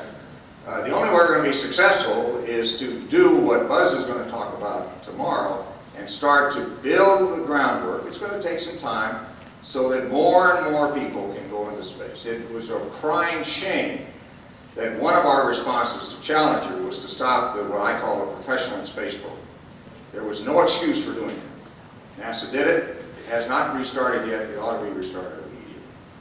That's one which we ought to go forward with as as fast as we possibly.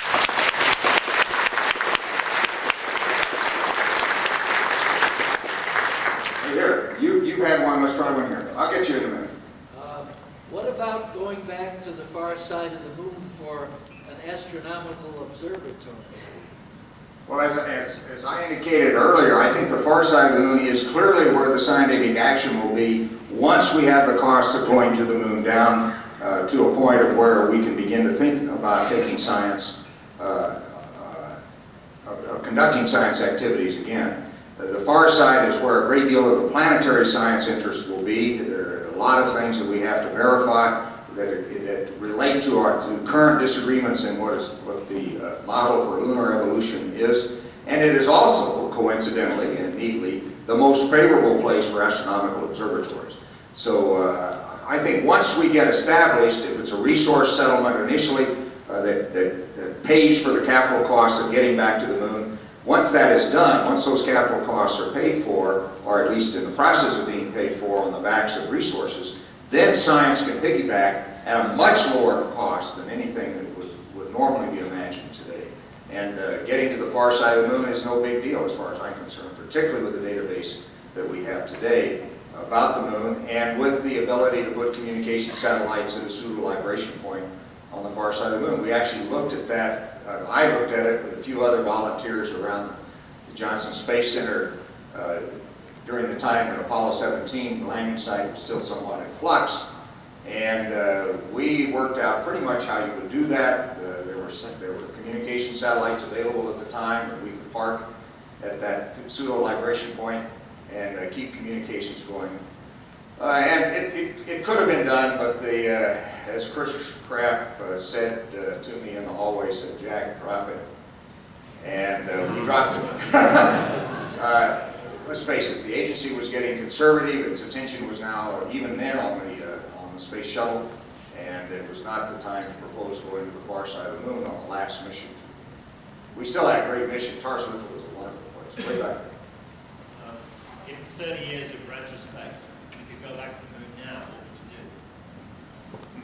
do? Well, if we went back to the moon now, if you're talking about one, we went back for economic reasons.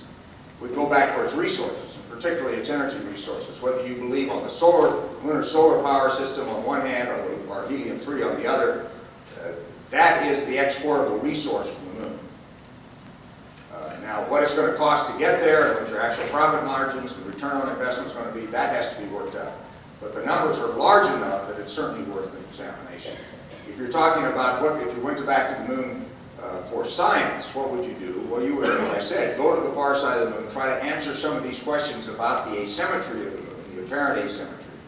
Is it real or apparent due to other circumstances? That would be the main lunar question that you'd want to. There is also this question that relates very much to our understanding of the origins of life here on Earth and the environment in which those replicating molecules were first forming on Earth. And that is, did you have a very short period of high intensity bombardment of large crater forming objects at about 3.9 billion years, or was that stretched out over, say, 400 million years? That may seem a little bit esoteric to most of you, but it has a great deal to do with, one, our understanding of what the environment of the Earth was at the time life was getting a start, and two, our understanding of the solar system, because we don't know the source of those objects. Everybody agrees there was a discrete period of time in which the moon and the Earth, Mercury, Venus, all the terrestrial planets were being bombarded. In the case of the moon, 50 such basins formed in a relatively short period of time. We don't know where those objects came from. Was it the asteroid belt? Was it the Kuiper belt? What? And that's not only a question that we're very interested in as planetologists, but the people who are interested in the evolution of the solar nebula and of any stellar nebula are very interested as well. There's a great deal of cross-disciplinary interest in that subject. A couple more questions, and then we'll let you all go. Is that it? Yes, sir. Many are speculating that Dan Goldman is soon going to be leaving NASA. What do you think that the next administrator should or should not do? Should he continue some of the programs? Should he continue pushing some of the programs that Goldman has been pushing? What should he do differently? Is there another question? Yes.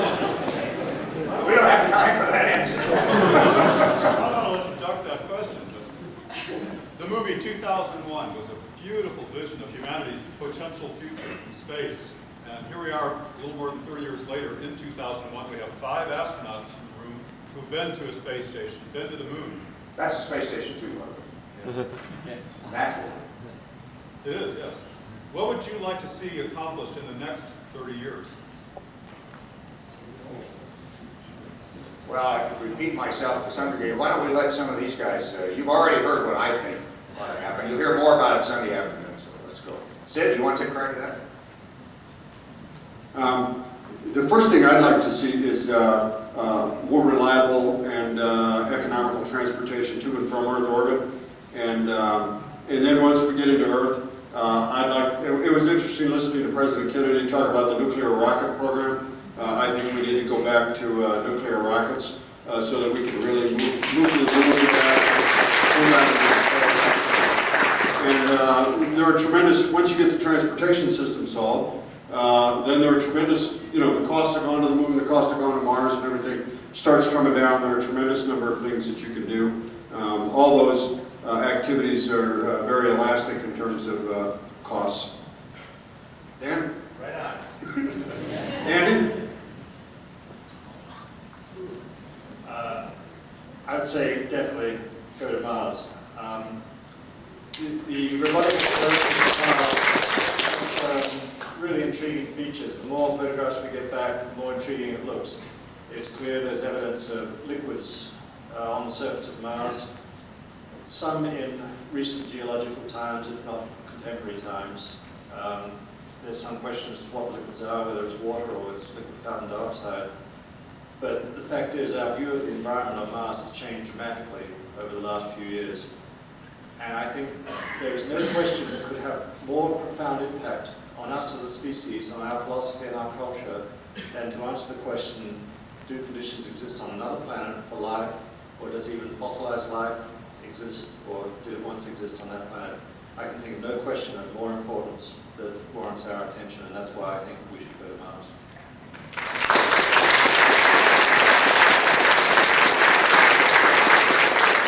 The only thing I would add to those excellent comments is that when you put them together, I think the way you get to Mars, and the most economical and indeed the fastest way, is by way of the moon.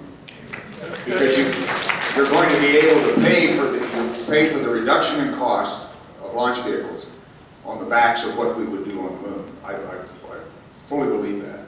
I don't think you'll get back any other way. In fact, I don't think you'll get to Mars any other way. There are too many unfunded liabilities facing not only the American taxpayer, but the international community that I think are making it tough to do all by itself, even with an international coalition. But once you have the launch capabilities, relatively heavy lift launch capabilities necessary for lunar exploration, then you have the fundamental infrastructure in place and a great deal more understanding to take on the Mars problem and take on some other problems which you'll also be hearing about at this conference, and that's the question of how do you deal with a discovery of an Earth-crossing asteroid that actually is Earth-crossing. And it's one thing to find them and to analyze their trajectories. We are on the verge of having, indeed we have the technological base, we just haven't implemented it from an engineering point of view, to do something about it. The first time a species can do something about their inevitable, supposedly inevitable extinction. Great time to be living. Okay, I think we better call it on. Now let me look at my leader here. Bob, are you ready to? Let's thank everybody for your attention. Thank our guests this evening. Super. Appreciate it.